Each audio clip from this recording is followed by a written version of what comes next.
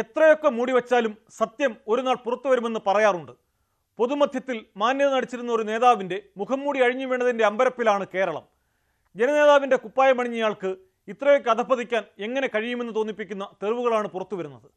Youth Congress സംസ്ഥാന അധ്യക്ഷ സ്ഥാനത്ത് നിന്ന് രാഹുൽ മാങ്കൂട്ടത്തിൽ MLA നാണം കെട്ട് പടിയിറങ്ങിയതുകൊണ്ട് മാത്രം അവസാനിപ്പിക്കാവുന്നതല്ല ഈ വിവാദം.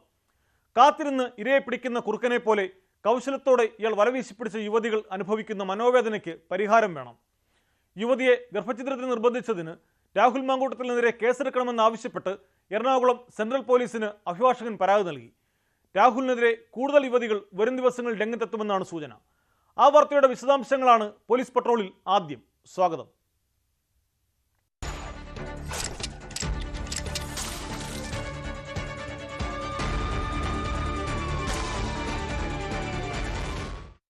വിവാദ വെളിപ്പെടുത്തലുകൾ പുറത്തു വന്നതിന് പിന്നാലെ രാഹുൽ മാങ്കൂട്ടത്തിൽ MLAക്കെതിരെ കേസെടുക്കണമെന്നാവശ്യപ്പെട്ട് പോലീസിൽ പരാതി. യുവതിയെ ഗർഭഛിദ്രത്തിന് നിർബന്ധിച്ചു എന്ന് കാട്ടി അഭിഭാഷകനായ ഷിൻഡോ സെബാസ്റ്റ്യനാണ് എറണാകുളം സെൻട്രൽ പോലീസിൽ പരാതി നൽകിയത്. ബാലാവകാശ കമ്മീഷനും ഇദ്ദേഹം പരാതി നൽകിയിട്ടുണ്ട്. തനിക്കുണ്ടായ ദുരനുഭവം രാഹുലിന്റെ പേരെടുത്ത് പറയാതെ നടി റിനി ജോർജ് വെളിപ്പെടുത്തിയതിന് പിന്നാലെ കൂടുതൽ യുവതികൾ ആരോപണവുമായി രംഗത്തെത്തിയിരുന്നു. യുവതിയുമായുള്ള സംഭാഷണവും ചാറ്റുകളുടെ സ്ക്രീൻഷോട്ടുകളും അടക്കം പുറത്തു വന്നതോടെയാണ് രാഹുൽ മാങ്കൂട്ടത്തിൽ യൂത്ത് കോൺഗ്രസ് സംസ്ഥാന അധ്യക്ഷ പദവി രാജിവെച്ചത്.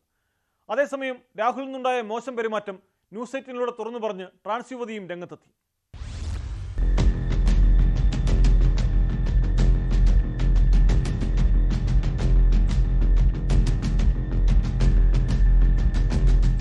നടി റിനി ആൻഡ് ജോർജിന് പിന്നാലെ എഴുത്തുകാരി ഹണി ഭാസ്കറിനും രാഹുൽ മാങ്കൂട്ടത്തിൽ നിന്നും ദുരനുഭവം തുറന്നു പറഞ്ഞിരുന്നു. ഇതിന് പിന്നാലെയാണ് രാഹുൽ മാങ്കൂട്ടത്തിലും യുവതിയും തമ്മിലുള്ള ടെലിഫോൺ സംഭാഷണം പുറത്തു വന്നത്. ഗർഭചിത്രം സംബന്ധിച്ചാണ് ഇരുവരും സംസാരിക്കുന്നത്. ആ കൊച്ചിനെ കാണുന്നവരെല്ലാം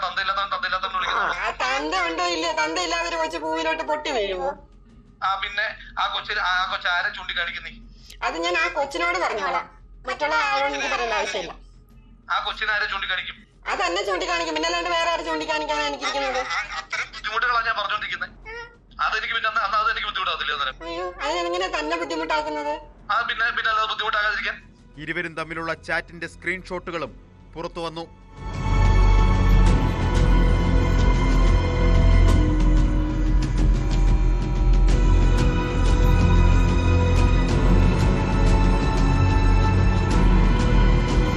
രാഹുൽ മാങ്കൂട്ടത്തിൽ യൂത്ത് കോൺഗ്രസ് പ്രവർത്തകയായ യുവതിക്ക് അയച്ച ചാറ്റുകളും പുറത്തു വന്നിട്ടുണ്ട്. ചോദിച്ചിട്ടും നമ്പർ നൽകാത്തതെന്തെന്ന മെസ്സഞ്ചർ സന്ദേശത്തിൽ യുവതിയോട് രാഹുൽ ചോദിക്കുന്നുണ്ട്.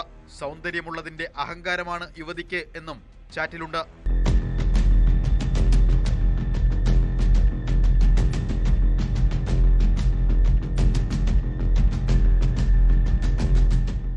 കൂടുതൽ യുവതികൾ പരാതിയുമായി രംഗത്ത് വരികയും നേതാക്കൾ കൈവിടുകയും ചെയ്തതോടെയാണ് യൂത്ത് കോൺഗ്രസ് അധ്യക്ഷ സ്ഥാനം രാജിവെക്കാൻ രാഹുൽ മാങ്കൂട്ടത്തിൽ നിർബന്ധിതനായത്. ആരോപണങ്ങളെല്ലാം നിഷേധിച്ച രാഹുൽ തെറ്റു ചെയ്തതുകൊണ്ടല്ല രാജി എന്ന ന്യായീകരണമാണ് നിരത്തുന്നത്.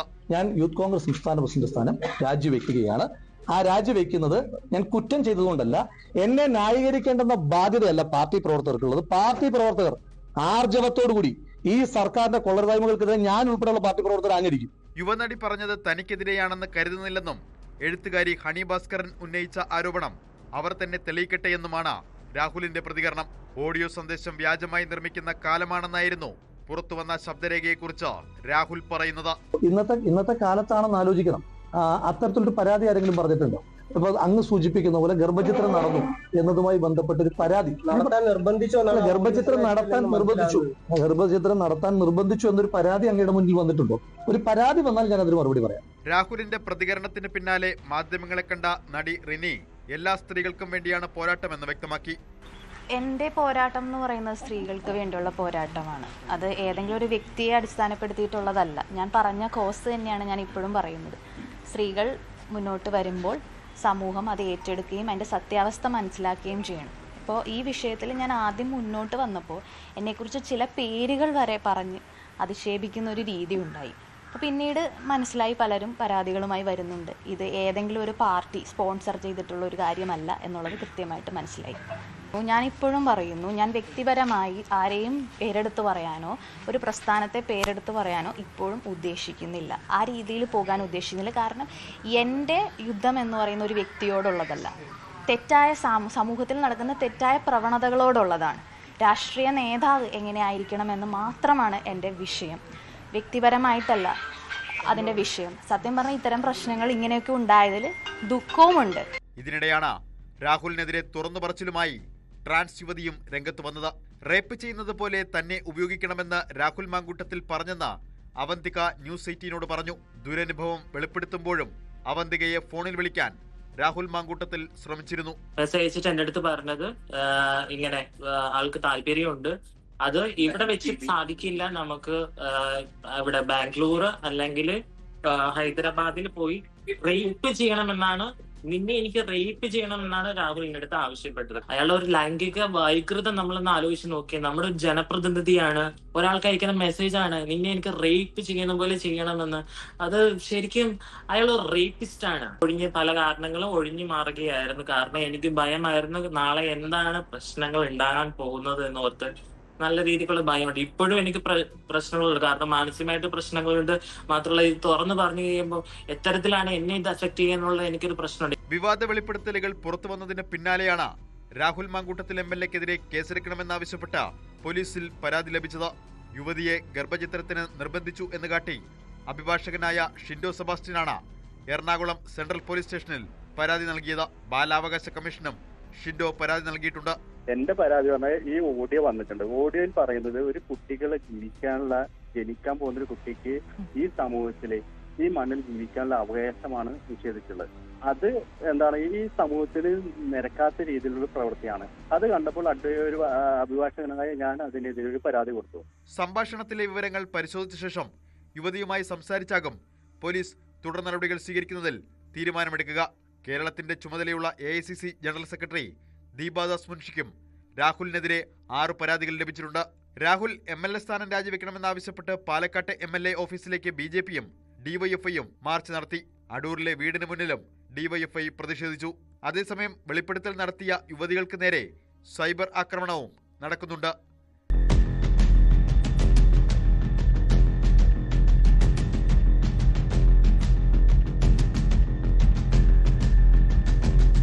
വിവിധ ബ്യൂറോകൾക്കൊപ്പം news desk news 18.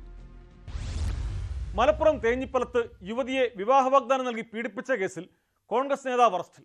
Malappuram Pallikkal മണ്ഡലം കോൺഗ്രസ് കമ്മിറ്റി പ്രസിഡന്റും പഞ്ചായത്ത് ഭരണസമിതി അംഗവുമായ കരിപ്പൂർ മുഹമ്മദ് അബ്ദുൽ ജമാലാണ് അറസ്റ്റിലായത്. തേഞ്ഞിപ്പലം പോലീസാണ് പ്രതിയെ അറസ്റ്റ് ചെയ്തത്.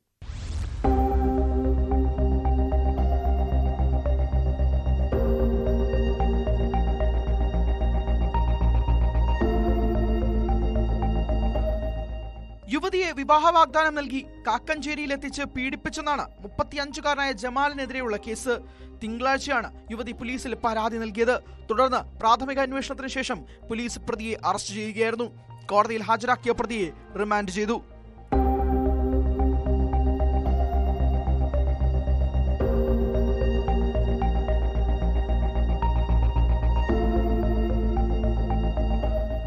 മലപ്പുറം പള്ളിക്കൽ മണ്ഡലം കോൺഗ്രസ് കമ്മിറ്റി പ്രസിഡന്റും പഞ്ചായത്ത് ഭരണസമിതി അംഗവുമാണ് ജമാൽ പഞ്ചായത്ത് അംഗത്വം സ്വയം രാജിവെക്കണമെന്നും തയ്യാറായില്ലെങ്കിൽ പഞ്ചായത്ത് പ്രസിഡന്റോ പഞ്ചായത്ത് ഡയറക്ടറോ അദ്ദേഹത്തെ പുറത്താക്കണമെന്നും CPM ആവശ്യപ്പെട്ടു. എന്നാൽ ലഹരി മാഫിയക്കെതിരെ നിലപാട് സ്വീകരിച്ചതിന്റെ പേരിലാണ് ജമാലിനെ കേസിൽ കുരുക്കി വേട്ടയാടുന്നതെന്നും രാഷ്ട്രീയമായും നിയമപരമായും നേരിടുമെന്നുമാണ് കോൺഗ്രസ് പറയുന്നത്.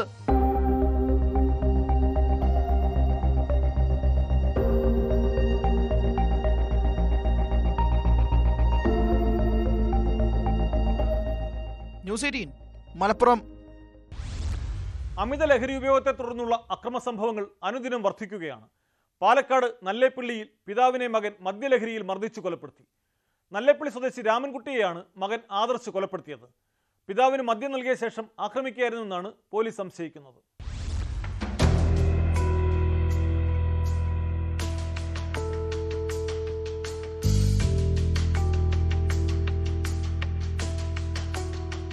കഴിഞ്ഞ ദിവസം രാത്രിയിലാണ് രാമൻകുട്ടിയെ വീടിന് മുന്നിൽ മരിച്ച നിലയിൽ കണ്ടെത്തിയത്. ശരീരത്തിൽ പരിക്കുകൾ ഉണ്ടായിരുന്നു. ബന്ധുക്കളാണ് പോലീസിനെ വിവരമറിയിച്ചത്. വിശദമായ പരിശോധനയിൽ മർദ്ദനമേറ്റാണ് മരിച്ചതെന്നും പിന്നിൽ മകൻ ആദർശാണെന്നും പോലീസ് കണ്ടെത്തി.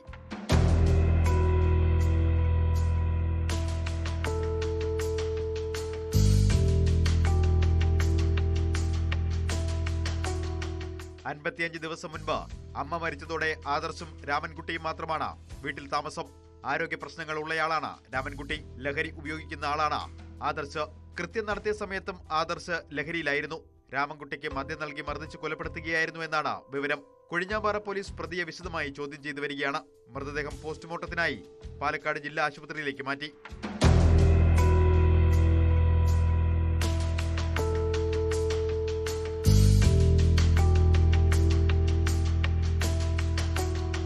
ന്യൂസ് 18 പാലക്കാട്. വഴിവിട്ട സൗഹൃദങ്ങൾ പലപ്പോഴും വലിയ ദുരന്തങ്ങളിലാണ് കലാശിക്കുന്നത്. കണ്ണൂരിൽ ഭർത്തൃമതിയായ യുവതിയെ ആൺസുഹൃത്ത് തീ കൊളുത്തിക്കൊന്നതിന് പിന്നിലും ഇത്തരമൊരു അടുപ്പമായിരുന്നാണ് പോലീസ് നൽകുന്ന വിവരം. ഉരുവച്ചാൽ സ്വദേശി അജീഷിന്റെ ഭാര്യ പ്രവീണയാണ് തീപ്പൊള്ളലേറ്റ് ചികിത്സയിലിരിക്കെ മരിച്ചത്. ഇവരെ പെട്രോൾ ഒഴിച്ച് തീ കൊളുത്തിയ പ്രതി ജിജേഷും പൊള്ളലേറ്റ് ചികിത്സയിലാണ്. പ്രവീണ മരിച്ചതോടെ ഇയാൾക്കെതിരെ പോലീസ് കൊലക്കുറ്റം ചുമത്തി.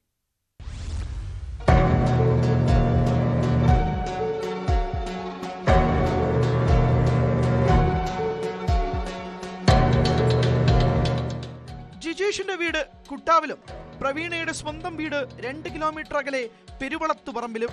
ഇരുവരും പഠിച്ചത് ഒരേ സ്കൂളിൽ. ഇവർ തമ്മിൽ പ്രണയബന്ധമുണ്ടായിരുന്നതായി നാട്ടുകാർക്കോ വീട്ടുകാർക്കോ അറിവില്ല. എന്നാൽ ജിജേഷുമായുള്ള ബന്ധം പ്രവീണ അവസാനിപ്പിച്ചതിന്റെ പ്രതികാരമായാണ് തീ കൊളുത്തിയതെന്നാണ് പോലീസിന്റെ അന്വേഷണത്തിൽ ലഭ്യമായ പ്രാഥമിക വിവരം. ജിജേഷ് അവിവാഹിതനാണ്. 39-കാരിയായ പ്രവീണയുടെ ഭർത്താവ് അജീഷ് വിദേശത്താണ്. കുറ്റ്യാട്ടൂർ ഉരുവച്ചാലിൽ അജീഷിന്റെ മാതാപിതാക്കളും പ്രവീണയും താമസിക്കുന്ന വാടക വീട്ടിലെത്തിയാണ് ജിജേഷ് ആക്രമണം നടത്തിയത്.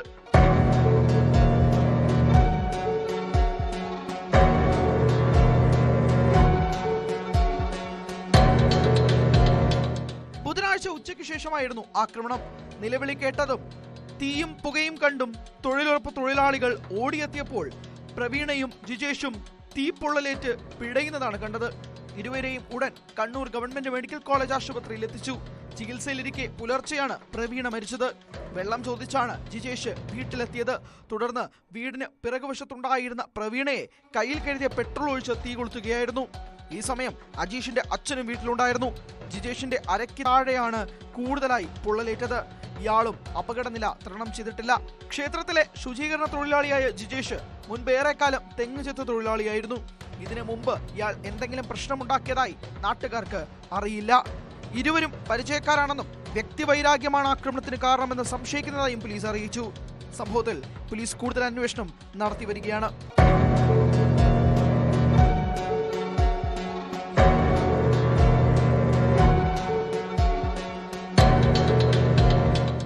ന്യൂസ് 18 കണ്ണൂർ. ചേർത്തല സ്വദേശി ബിന്ദു പത്മനാഭന്റെ തിരോധാനം വർഷങ്ങളായി കേരള പോലീസിനെ കുഴയ്ക്കുന്ന വിഷയമാണ്. ബിന്ദു പത്മനാഭൻ കൊല്ലപ്പെട്ടുവെന്ന് ക്രൈംബ്രാഞ്ച് റിപ്പോർട്ട് നൽകി. തിരോധാന കേസിൽ നിന്ന് കൊലപാതക കുറ്റത്തിനുള്ള വകുപ്പുകൾ ചുമത്തി ചേർത്തല മജിസ്ട്രേറ്റ് കോടതിയിലാണ് ക്രൈംബ്രാഞ്ച് റിപ്പോർട്ട് നൽകിയത്. ജൈനമ്മ കൊലപാതക കേസിൽ റിമാൻഡിലുള്ള സെബാസ്റ്റ്യന്റെ അറസ്റ്റ് ഈ കേസിൽ ക്രൈംബ്രാഞ്ച് രേഖപ്പെടുത്തും.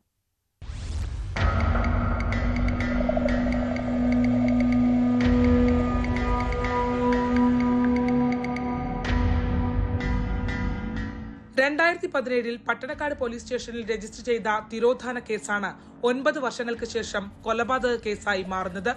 ഏറ്റുമാനൂർ ജൈനമ്മ കൊലപാതക കേസിന്റെ പശ്ചാത്തലത്തിൽ സാഹചര്യ തെളിവുകൾ മുഖവിലക്കെടുത്താണ് ആലപ്പുഴ ക്രൈംബ്രാഞ്ച് ബിന്ദു പത്മനാഭനെ സെബാസ്റ്റ്യൻ കൊലപ്പെടുത്തിയതാണെന്ന് ഉറപ്പിക്കുന്നത്.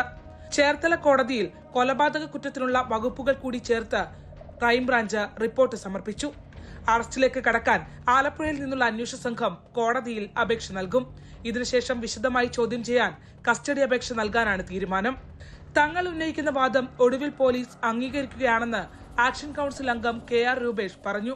ബിന്ദു പത്മനാഭന്റെ തിരോധാനവുമായി ബന്ധപ്പെട്ടുകൊണ്ട് നമ്മൾ വർഷങ്ങളായി ആവശ്യപ്പെട്ടിട്ടുള്ള കാര്യമാണ് സെബാസ്റ്റിനെതിരെ കൊലക്കുറ്റത്തിന് കേസ് ചുമത്തണമെന്നുള്ളത്. ഇന്ന് നമുക്ക് പുറത്തുവരുന്ന വിവരങ്ങൾ വളരെ പ്രതീക്ഷ നൽകുന്നതാണ്. ക്രൈംബ്രാഞ്ച് സംഘം ചേർത്തല കോടതിയിൽ റിപ്പോർട്ട് സമർപ്പിച്ചിട്ടുള്ള അറിയാൻ സാധിച്ചു. കൊലക്കുറ്റത്തിനടക്കമുള്ള കേസുകൾ ചാർജ് ചെയ്തുള്ള റിപ്പോർട്ടാണ് സമർപ്പിച്ചിട്ടുള്ളത്. അതോടൊപ്പം സെബാസ്റ്റിനെ കസ്റ്റഡിയിൽ വാങ്ങുന്നതിനടക്കമുള്ള കാര്യങ്ങൾക്കും അപേക്ഷ നൽകിയിട്ടുണ്ട്. നമുക്ക് ഏറ്റവും അവസാനം നമുക്കറിയാം ജൈനമ്മയുടെ കേസിലേക്ക് കൊലക്കുറ്റത്തിലേക്ക് തന്നെ അത് 100% സെബാസ്റ്റിനാണ് എന്ന തരത്തിലേക്ക് ഉറപ്പിക്കുന്ന തരത്തിലുള്ള കാര്യങ്ങൾ പുറത്തു വന്നിട്ടുള്ളതാണ്. ജൈനമ്മ കൊലപാതകവുമായി ബന്ധപ്പെട്ട് സെബാസ്റ്റ്യന്റെ വീട്ടുവളപ്പിൽ നിന്ന് മൃതദേഹാവശിഷ്ടം കണ്ടെത്തിയതോടെയാണ് ബിന്ദു പത്മനാഭൻ കേസും വീണ്ടും ചൂടുപിടിച്ചത്. ആദ്യഘട്ടത്തിൽ ചോദ്യം ചെയ്ത ആളുകളിൽ നിന്ന് വീണ്ടും അന്വേഷണ സംഘം മൊഴി രേഖപ്പെടുത്തിയിരുന്നു. ബിന്ദുവിന്റെ മൃതദേഹാവശിഷ്ടങ്ങൾക്കായുള്ള തിരച്ചിൽ ഇപ്പോഴും തുടരുകയാണ്. 2006 മുതൽ ബിന്ദു ജീവനോടെ ഇല്ലെന്നാണ് ക്രൈംബ്രാഞ്ചിന്റെ കണക്കുകൂട്ടൽ.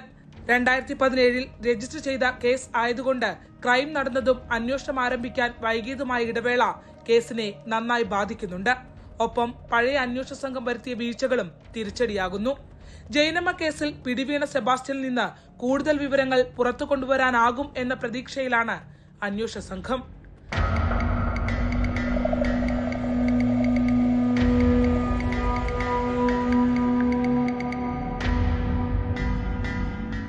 ശരണ്യ സ്നേഹജൻ, ന്യൂസ് 18, ആലപ്പുഴ. നാട്ടിലെ നിയമസംവിധാനങ്ങളെല്ലാം വെല്ലുവിളിച്ചാണ് കൊള്ളപ്പലിശ സംഘങ്ങളുടെ പ്രവർത്തനം. എറണാകുളം പറവൂരിൽ ആശാ ബെന്നി എന്ന വീട്ടമ്മ ജീവനൊടുക്കാനിടയായത് വട്ടിപ്പലിശ സംഘങ്ങളുടെ ഭീഷണി മൂലമാണെന്നാണ് പരാതി. സംഭവത്തിൽ മുഖ്യപ്രതികളായ റിട്ടയർഡ് പോലീസ് ഉദ്യോഗസ്ഥൻ പ്രദീപ് കുമാറും ഭാര്യ ബിന്ദുവും ഒളിവിലാണ്. ഇവരുടെ മകൾ ദീപയെ പോലീസ് അറസ്റ്റ് ചെയ്തിട്ടുണ്ട്. ആത്മഹത്യാ പ്രേരണക്കുറ്റം ചുമത്തിയാണ് യുവതിയെ പോലീസ് അറസ്റ്റ് ചെയ്തത്. ആശയെ വീട്ടിലെത്തി ഭീഷണിപ്പെടുത്തിയവരുടെ കൂട്ടത്തിൽ ദീപയും ഉണ്ടായിരുന്നുവെന്ന മൊഴിയുടെ അടിസ്ഥാനത്തിലാണ് പോലീസിന്റെ നടപടി.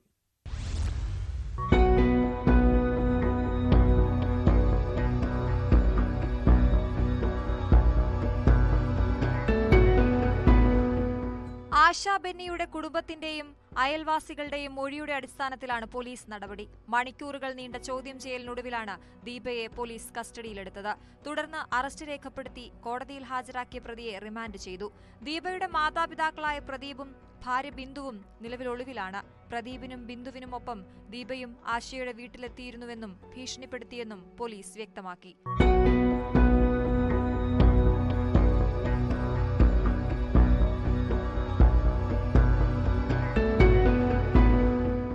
കോട്ടുവള്ളി സൗത്ത് റേഷൻ കടയ്ക്ക് സമീപം പുളിക്കത്തറ വീട്ടിൽ ആശാ ബെന്നി ചൊവ്വാഴ്ചയാണ് പുഴയിൽ ചാടി ജീവനൊടുക്കിയത്. അയൽവാസിയായ പ്രദീപിന്റെയും ഭാര്യ ബിന്ദുവിന്റെയും പേരുകളാണ് ആശയുടെ ആത്മഹത്യാക്കുറിപ്പിലുള്ളത്. ഇവരിൽ നിന്ന് 10 ലക്ഷത്തോളം രൂപ ആശ പലിശയ്ക്ക് കടം വാങ്ങിയിരുന്നു.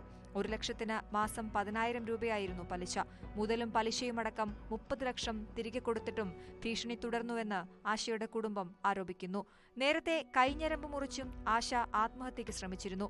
ഫോൺ മുഖേനയും വീട്ടിലെത്തിയും പ്രദീപ് കുമാറും ഭാര്യ ബിന്ദുവും ഭീഷണിപ്പെടുത്തൽ തുടർന്നതോടെ ആശയുടെ കുടുംബം SP ഓഫീസിൽ പരാതി നൽകുകയും പറവൂർ പോലീസ് സ്റ്റേഷനിലേക്ക് ഇവരെ വിളിപ്പിക്കുകയും ചെയ്തു. എന്നാൽ പോലീസ് സ്റ്റേഷനിൽ വെച്ചും പോലീസുകാർക്ക് മുന്നിൽ വെച്ചും പ്രദീപ് കുമാർ ആശയെ ഭീഷണിപ്പെടുത്തിയെന്ന് കുടുംബം ആരോപിച്ചു. മരണത്തിന് തലേദിവസവും ഇവർ വീട്ടിലെത്തി ഭീഷണി മുഴക്കുന്ന ദൃശ്യങ്ങൾ പുറത്തുവന്നിരുന്നു.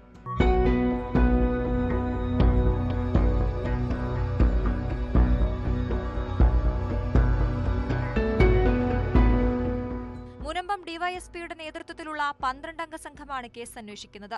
അമിത പലിശ ഈടാക്കി പണം നൽകിയെന്ന് തെളിഞ്ഞാൽ മണി ലെൻഡിംഗ് ആക്ടിലെ വകുപ്പുകൾ കൂടി പ്രതികൾക്കെതിരെ ചുമത്തും. അതിനിടെ ഇവരിൽ നിന്ന് പലിശയ്ക്കെടുത്ത പണം ആശ എന്ത് ചെയ്തെന്ന ചോദ്യം അന്വേഷണ സംഘത്തെയും കുഴയ്ക്കുന്നുണ്ട്. വാടകയ്ക്ക് നൽകിയിരുന്ന 2 കടമുറികളിൽ നിന്ന് ആശയ്ക്ക് വരുമാനം ലഭിച്ചിരുന്നു. സ്വന്തമായുള്ള പലചരക്ക് കടയും കൊന്തയുടെ ബിസിനസ്സും നന്നായി നടക്കുന്നുമുണ്ട്. മറ്റു പലരിൽ നിന്നും ആശ വലിയ തോതിൽ പണം കടം വാങ്ങിയിരുന്നുവെന്നും പറയുന്നു. എന്നാൽ വീട്ടുകാർക്കോ അയൽക്കാർക്കോ ഇക്കാര്യങ്ങൾ അറിവുണ്ടായിരുന്നില്ല. ഗോതുർത്ത് സ്വദേശികളായ 2 യുവതികളുമായുള്ള പണമിടപാടുകളെക്കുറിച്ചും ആത്മഹത്യാക്കുറിപ്പിൽ പറയുന്നുണ്ട്. സാമ്പത്തിക ഇടപാടുകളിലെ ദുരൂഹത പോലീസ് വിശദമായി പരിശോധിക്കും. ബാങ്ക് ഇടപാടും ഗൂഗിൾ പേ അടക്കമുള്ള UPI ഇടപാടുകളും പരിശോധിക്കുമെന്നും പോലീസ് വ്യക്തമാക്കി.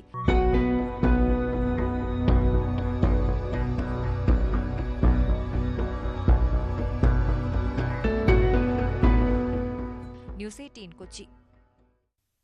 തമിഴ്നാട് സ്വദേശിനിയെ വിവാഹ വാഗ്ദാനം നൽകി പീഡിപ്പിച്ചതായി പരാതി. നാഗർകോവിൽ സ്വദേശിനിയായ യുവതിയാണ് മലപ്പുറം തിരൂർ സ്വദേശി ഇക്ബാലിനെതിരെ പരാതിയുമായി രംഗത്ത് വന്നത്. പരാതി ലഭിച്ചിട്ടുണ്ടെങ്കിലും അറസ്റ്റ് പാടില്ലെന്ന ഹൈക്കോടതി നിർദ്ദേശമുള്ളതിനാൽ തുടർ നടപടികൾ എടുത്തിട്ടില്ലെന്നാണ് തിരൂർ പോലീസിന്റെ വിശദീകരണം.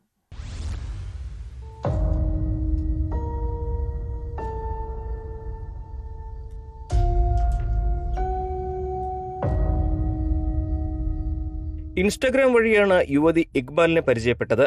4 വർഷം പ്രണയത്തിലായിരുന്നു. ആദ്യമായി നേരിൽ കണ്ടത് ഇപ്പോഴും. ഈ മാസം 1-ാം തീയതിയാണ് നാഗർകോവിൽ സ്വദേശിനി ഇക്ബാലിനെ കാണാൻ തിരൂരിലെത്തിയത്.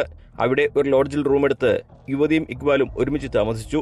തുടർന്ന് പിറ്റേന്ന് യുവതിയുടെ നിർബന്ധത്താൽ തമിഴ് ശൈലിയിൽ മഞ്ഞച്ചരട് താലിയായി കെട്ടുകയും ചെയ്തു. എന്നാൽ വീട്ടിലേക്ക് കൊണ്ടുപോകാനോ നിയമപ്രകാരം വിവാഹം ചെയ്യാനോ ഇക്ബാൽ തയ്യാറാകാത്തതിനെ തുടർന്ന് യുവതി ഇയാളുടെ വീട്ടിൽ പോയി. അപ്പോഴാണ് ഇക്ബാലിന്റെ വിവാഹം ഈ മാസം 17-നാണെന്ന് അവർ അറിഞ്ഞത്. തുടർന്ന് യുവതിയെ പിന്തിരിപ്പിച്ച് തിരിച്ചയക്കാൻ ഇക്ബാലും കുടുംബവും ശ്രമിച്ചെങ്കിലും അവർ തയ്യാറായില്ല. 14-ാം തീയതി യുവതി തിരൂർ പോലീസിൽ പരാതി നൽകി. ഇവിടെ വന്നിട്ട് ഞാൻ അല്ലെങ്കിൽ ഞാൻ ചാവെന്ന് പറഞ്ഞപ്പോൾ കെട്ടിയിട്ടും പിന്നീട് ഇത് ആവശ്യപ്പെട്ടതിന് ശേഷം ഞാൻ പറഞ്ഞു ഇനി ഇങ്ങനെ എടുക്കാൻ പറ്റില്ല, കാരണം കുട്ടികളായ പ്രശ്നങ്ങൾ. അപ്പോൾ വീട്ടിലേക്ക് കൂട്ടിക്കൊണ്ട് പോകുന്നു പറഞ്ഞു. അവന് പോവാം എല്ലാവരോടും കാര്യങ്ങളൊക്കെ പറഞ്ഞിട്ട് പോവാം, അവർ അസുഖമുള്ള ആൾക്കാരാണ്, പെട്ടെന്ന് പറഞ്ഞാൽ അവർക്ക് പ്രശ്നം വരും, അതുകൊണ്ട് കുറച്ച് പതുക്കെ നമുക്ക് റെഡിയാക്കാം, ഡിസംബർ വരെ നമുക്ക് സമയമുണ്ടെന്ന് പറഞ്ഞു. അവൻ്റെ ചേച്ചിമാരും അവൻ്റെ അമ്മയൊക്കെ അത് പറ്റില്ല, ഇവിടെ ഒന്നും എത്ര സംസാരിച്ചാലും ഇതൊന്നും പറ്റില്ല, ഞങ്ങളെ കൊണ്ട് ഞങ്ങൾ ഏറ്റെടുക്കത്തില്ല, അപ്പോൾ നിങ്ങളുടെ മോനിൽ ഇങ്ങനെയൊക്കെ അയക്കാന്ന് വെച്ചാൽ അത് നിങ്ങൾ മറന്നു പോകാൻ പറയാൻ, നിങ്ങൾക്കത് ഏറ്റെടുക്കാനേ പറ്റില്ല. പിന്നെ അവരുടെ അയലത്താർ അങ്ങനെയാണ്, ഞങ്ങൾ എത്ര ചോദിച്ചിട്ടും അവരും ഒരു ഹെൽപ്പും ചെയ്തിട്ടില്ല. അപ്പം തന്നെ നമ്മൾ കേസെടുത്ത് അപ്പം തന്നെ നമുക്കത് അറിവ് കിട്ടി, അതെങ്ങനെയാണെന്ന് അറിയില്ല. അപ്പോഴേ ഹൈക്കോടതിയിൽ അവന് അപ്ലൈ ചെയ്തിട്ടുണ്ട്. അവൻ്റെ കെട്ടി 17-ാം തീയതി ഉണ്ടെന്ന് പറഞ്ഞിട്ട് 19-ാം തീയതി അവരെ ഇക്ബാലിനെ അറസ്റ്റ് ചെയ്യാൻ പറ്റില്ല എന്ന് പറഞ്ഞു. അറിയില്ല, അങ്ങനെയാണ് ചെയ്തത്. പക്ഷേ എനിക്ക് അവനില്ലാണ്ട് ജീവിക്കാൻ പറ്റില്ല. എനിക്കിപ്പോൾ കേസ് കൊടുത്തത് എനിക്കിപ്പോൾ അവനെ വേണം. പക്ഷെ ഇപ്പം എന്താ പറയുന്നത് വെച്ചാൽ കേസിലും നമുക്കൊന്നും ചെയ്യാൻ കഴിയില്ല. കോടതി ഇങ്ങനെ കൊടുത്തത് കൊണ്ട് അവൻ്റെ ജീവിതം നോക്കി തന്നെ പോകും. ലീഗലി രജിസ്റ്റർ ചെയ്തിട്ടില്ല? ഇല്ല, ചെയ്തിട്ടില്ല. ഇപ്പം അവനെ കിട്ടിയിട്ടില്ല, എവിടെ പോയിന്ന് അറിയില്ല. എനിക്ക് അവനെ ഒന്ന് കണ്ട് സംസാരിക്കണം. വഞ്ചിക്കപ്പെട്ടു.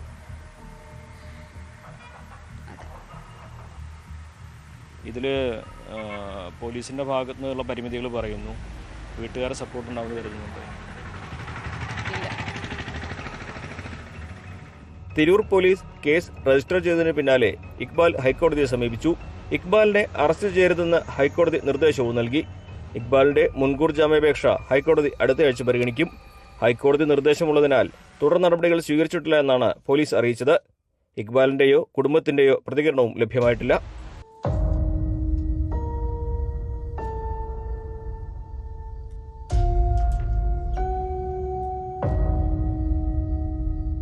ന്യൂസ് 18 മലപ്പുറം.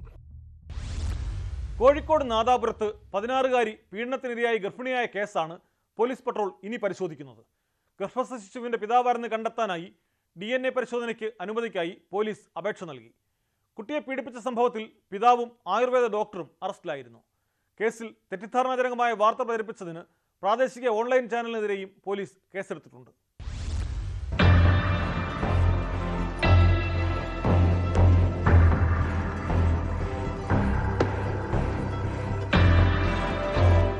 വയറുവേദനയ്ക്ക് ചികിത്സ തേടി ആശുപത്രിയിലെത്തിയപ്പോഴാണ് 16-കാരി ഗർഭിണിയാണെന്ന് കണ്ടെത്തിയത്.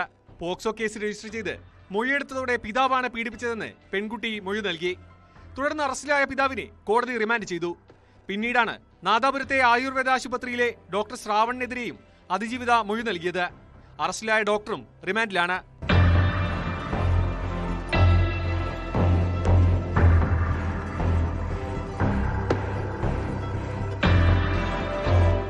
കേസിൽ കൂടുതൽ വ്യക്തതയ്ക്ക് വേണ്ടിയാണ് പോലീസ് DNA പരിശോധനയ്ക്ക് അനുമതി തേടി അപേക്ഷ നൽകിയത്.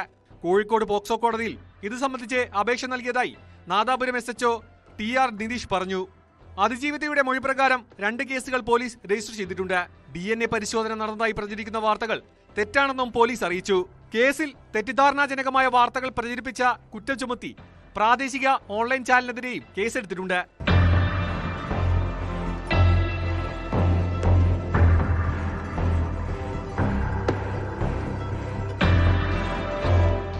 ന്യൂസ് 18 കോഴിക്കോട്. ഇടുക്കി പീരുമേടിന് സമീപം പ്ലാക്കടത്ത് ആദിവാസി സ്ത്രീ സീതയുടെ മരണം ഏറെ വാർത്താ പ്രാധാന്യം നേടിയതാണ്. ഭർത്താവ് ബിനു സീതയെ മർദ്ദിച്ചു കൊന്നതാണെന്ന് ആദ്യം ആരോപണമുയർന്നിരുന്നു. എന്നാൽ സീത കൊല്ലപ്പെട്ടത് കാട്ടാനാക്രമണത്തിലാണെന്ന് വ്യക്തമാക്കി പോലീസ് അന്വേഷണ റിപ്പോർട്ട് സമർപ്പിച്ചു. ഇതിനുശേഷവും കുടുംബത്തിന് അർഹമായ പരിഗണന നൽകാതെ വനം വകുപ്പും ട്രൈബൽ വിഭാഗവും കൈയൊഴിയുകയാണെന്നാണ് പരാതി. സീതയുടെ കുടുംബത്തിന് 10 ലക്ഷം രൂപ നഷ്ടപരിഹാരം നൽകുമെന്ന് പ്രഖ്യാപനമുണ്ടായിരുന്നെങ്കിലും ഈ തുക കൈമാറുന്ന കാര്യത്തിലും നടപടി ഉണ്ടായിട്ടില്ല.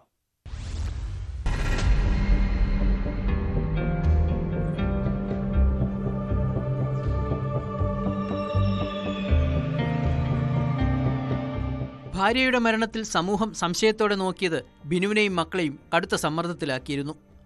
സീതയുടെ മരണം കാട്ടാന ആക്രമണത്തിലാണെന്ന് പലതവണ പറഞ്ഞിട്ടും ആരും വിശ്വസിക്കാൻ തയ്യാറായില്ല. തന്നെ കൊലപാതകയാക്കാൻ ശ്രമവും ഗൂഢാലോചനയും ഉണ്ടായെന്നും ബിനു പറയുന്നു. മക്കൾ 2 പേരും ഇനിയും സ്കൂളിൽ പോയി തുടങ്ങിയിട്ടില്ല. അമ്മയുടെ മരണത്തിൽ തെറ്റായ പ്രചാരണം മൂലമുണ്ടായ ഭയവും ആശങ്കയും ഇവരിൽ നിന്ന് ഇനിയും വിട്ടുമാറിയിട്ടുമില്ല. ഇപ്പോഴും പിള്ളേർക്ക് സ്കൂളിലൊന്നും പോകാൻ കഴിഞ്ഞിട്ടില്ല. പിള്ളേരെ സ്കൂളിൽ വിടണം. അവർക്ക് പഠിക്കണമെന്ന് താല്പര്യമുണ്ട്. പക്ഷേ ഇതേവരെ പിള്ളേർക്ക് പഠിക്കാൻ പോകാനൊരു മനസ്സങ്ങോട്ട് തോന്നുന്നില്ല. സീതയുടെ മരണം കാട്ടാന ആക്രമണത്തിൽ തന്നെയെന്ന് സ്ഥിരീകരിച്ച് കഴിഞ്ഞ ഞായറാഴ്ചയാണ് പോലീസ് കോടതിയിൽ റിപ്പോർട്ട് സമർപ്പിച്ചത്. എന്നാൽ ഇതിനുശേഷവും വനംവകുപ്പിന്റെയും സർക്കാരിന്റെയും ഭാഗത്തു നിന്നും അനുകൂലമായ നിലപാട് ഉണ്ടായിട്ടില്ല. ബിനുവിന് കിട്ടേണ്ട ആനുകൂല്യം കോമ്പൻസേഷൻ കിട്ടണം. പിന്നെ തുടർന്നുള്ള ബിനുവിന് കിട്ടേണ്ട ജോലി അതും അവർ ജീവിക്കാനുള്ള ഒരു സംവിധാനം വേണമല്ലോ അവർക്ക്. അപ്പോൾ ആ തുടർന്നുള്ള ജോലിയിൽ അത് കൃത്യമായിട്ട് സ്ഥിരപ്പെടുത്തി കിട്ടാനുള്ള സംവിധാനവും കുട്ടികൾക്ക് പഠിച്ച് മുമ്പോട്ട് പോകാനുള്ള സൗകര്യവും ഉണ്ടാകണമെന്നൊരു അഭിപ്രായം എനിക്കുള്ളത്. കഴിഞ്ഞ ജൂൺ 13-നാണ് പീരുമേട് പ്ലാക്കളത്തിന് സമീപം മീൻമുട്ടിയിൽ വെച്ച് കാട്ടാന ആക്രമണത്തിൽ സീത കൊല്ലപ്പെട്ടത്. പോസ്റ്റ്മോർട്ടത്തിൽ സീതയുടെ മരണം കൊലപാതകമാണെന്ന സംശയം ഫോറൻസിക് സർജൻ മുന്നോട്ട് വെച്ചു. പിന്നാലെ പോലീസ് നടത്തിയ വിശദമായ അന്വേഷണത്തിലാണ് മരണം കാട്ടാന ആക്രമണത്തിൽ തന്നെയെന്ന് സ്ഥിരീകരിച്ചത്.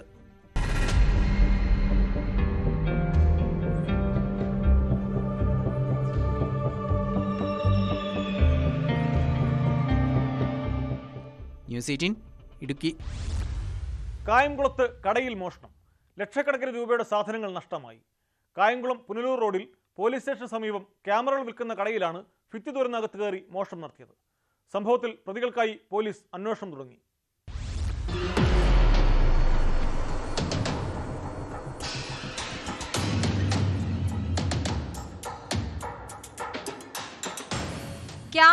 ക്യാമറ ആക്സസറീസ് എന്നിവ വിൽക്കുന്ന കായംകുളം KP റോഡിലെ ഫോട്ടോലിങ്ക് എന്ന സ്ഥാപനത്തിലാണ് മോഷണം നടന്നത്. സ്ഥാപനത്തിന്റെ പിന്നിലെ ഭിത്തി തുരന്നാണ് മോഷ്ടാവ് അകത്ത് കയറിയത്. 6 ലക്ഷം രൂപയോളം വില വരുന്ന ക്യാമറകളും ലെൻസുമടക്കം മോഷണം പോയി. ജീവനക്കാർ രാവിലെ എത്തി കട തുറന്നപ്പോഴാണ് മോഷണ വിവരം അറിയുന്നത്. ഗോപ്രോ അടക്കമുള്ള ക്യാമറകൾ, മറ്റ് ആക്സസറീസുകൾ എന്നിവയും നഷ്ടമായതായി ജീവനക്കാർ പറഞ്ഞു.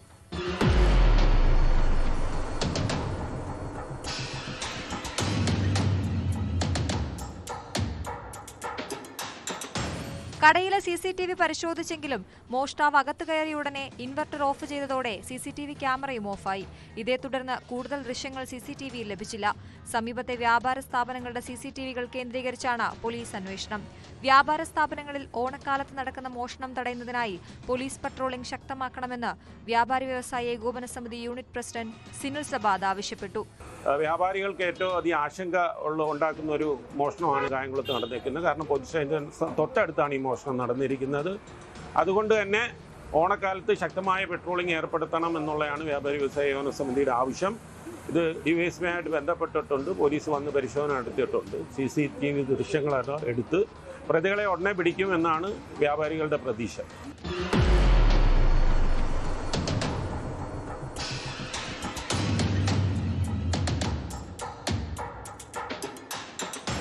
ന്യൂസ് 18 കായംകുളം. കൊടും കുറ്റവാളി ഗോവിന്ദസ്വാമിയുടെ ജയിൽ ചാട്ടത്തിന് ശേഷവും കണ്ണൂർ സെൻട്രൽ ജയിലിൽ കുറ്റകൃത്യങ്ങൾക്ക് കുറവില്ല. ജയിലിൽ നിന്ന് വീണ്ടും മൊബൈൽ ഫോൺ പിടികൂടി. C ഡിവിഷനിലെ 12 നമ്പർ സെല്ലിന്റെ ഭിത്തിയിൽ നിന്നാണ് ഫോൺ കണ്ടെത്തിയത്. 10 ദിവസം മുമ്പും സെൻട്രൽ ജയിലിൽ നിന്നും 3 മൊബൈൽ ഫോണുകൾ പിടികൂടിയിരുന്നു.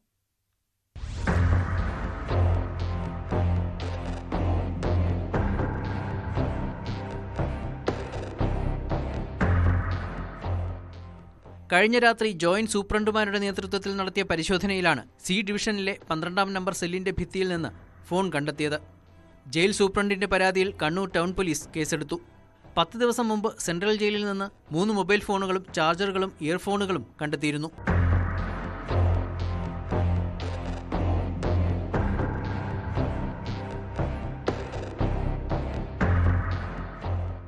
ഗോവിന്ദസ്വാമിയുടെ ജയിൽ ചാട്ടത്തിന് പിന്നാലെ സർക്കാർ രൂപീകരിച്ച അന്വേഷണ സമിതി കഴിഞ്ഞ ദിവസമാണ് ജയിലിൽ പരിശോധന പൂർത്തിയാക്കി മടങ്ങിയത്. ഇതിനു പിന്നാലെ നടത്തിയ പരിശോധനയിലാണ് ഫോൺ കണ്ടെത്തിയത്. ജയിലിൽ മൊബൈൽ ഫോൺ ഉപയോഗം നടക്കുന്നുണ്ടെന്ന് ജയിൽ ചാടിയ ശേഷം പിടിയിലായപ്പോൾ ഗോവിന്ദസ്വാമി പോലീസിന് മൊഴി നൽകിയിരുന്നു. മുമ്പും പലതവണ കണ്ണൂർ സെൻട്രൽ ജയിലിൽ നിന്ന് മൊബൈൽ ഫോണുകൾ പിടികൂടിയിട്ടുണ്ട്.